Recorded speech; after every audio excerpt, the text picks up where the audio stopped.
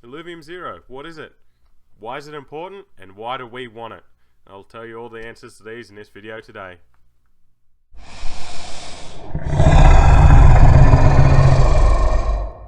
G'day guys, so this is going to be a follow-up video from the one I did last week, so if you haven't watched that, I'd highly recommend you go watch that, which I'll ping above. So this is going to kind of dive more into the land and a game of Illuvium Zero. So what is Illuvium Zero? Essentially it is just a city builder, but it is going to be the backbone of the whole Illuviverse. So as you can see here, we've got 6 tiers from tier 0 up to tier 5. Tier 0 is going to be free. Anyone can play, but you can't make any revenue or really impact the overworld game at all. It's going to act as if a tier 4 land, so it's going to give you lots of gameplay for ages. And then as you go up, they're going to get more expensive, which I'll go into down the track. As you can see, you get 3 elemental sites for your tier 1 and 1 fuel site. This is obviously going to be the most common and cheapest one, which means there isn't too much to build on this land. So there's 4 buildings plus your main building and a few containers to store your fuel. Obviously it's the side game of the Illuvium world, so I wouldn't dig into it too much, having not enough content to play. It's going to be more like an investment than it is a fully fledged game, unless you're down like tier 4 and tier 5, even tier 3. Look how many sites there are. You got 9 elemental sites and 6 fuel sites. Like straight off the bat, you got 15 there, you've got 21 there, and then you got 27 over there, plus your containers and your main building and stuff. So as you get down the tiers, the game is going to go for very long. So why is Illuvium Zero important? So Illuvium Zero is pretty much the backbone of the whole Illuviverse.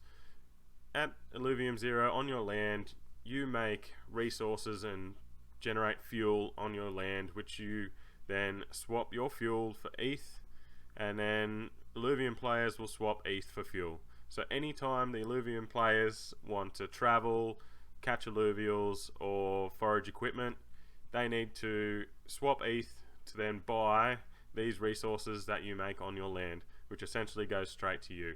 I think we only get a percentage of what it is, but it's still money. Obviously it's a long-term investment.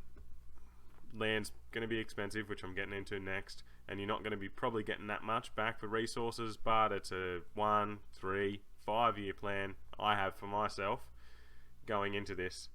But why do we want the land? Besides the fact that it's a part of the best game coming out in 2022, if not the next couple of years in the crypto scene, if not any gaming scene, is the fact that you are able to earn money fairly passively. I say fairly because there's going to be a fair bit of setup. As you can see here, we've got the prices. 2 ETH for the land tier 1, it's pretty expensive. But after you've built up your land and it's at the top tier, everything's upgraded fully, pretty much every couple of hours or every day, I'm not sure what the cooldowns are going to be on it. We'll just have to go in, click a few buttons, claim the fuel, sell the fuel, bada bing bada boom, money made. And you just do that consistently. Just schedule it into your day. This is what I need to do at this time. Easy money for the next how many years you want to do it. This game's going to be big enough that even once you've fully upgraded it all, you could probably sell that onto someone else fully upgraded for much more than 2 ETH, because land is finite. Once it's sold out, they can only buy your land. So if it's fully upgraded, you'll probably make more money back than this.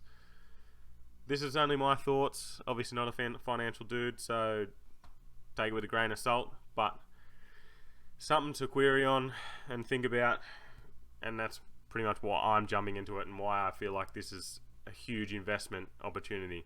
Even if you don't like the game, you could probably bring someone in and give them a percentage of what you make to play the game for you. Use it like a job or an employer, up to you. But this is the future, this is where it's going, and we'll finish up with a bit of gameplay. This is really the only gameplay that I've seen. As you can see, the visuals look amazing. As he's going through, He's collecting his resources and then clicking to start the resource again. He's getting 10 Hyperion and he's spending 100 of whatever that is. I'm not sure what they're called yet, sorry. This looks like a fairly high tier of land, seeing that they have many buildings and many resources that they can mine. Again, he just got 13 Solon. But yeah, the gameplay, even if you're not much of a city builder, it's a fairly easy game to play, and I feel like if you want to invest in this game, I think this is a great place to start. If you agree with me, or if you don't, let me know down the bottom. Kind of just talking ahead and seeing how we go, so let us know.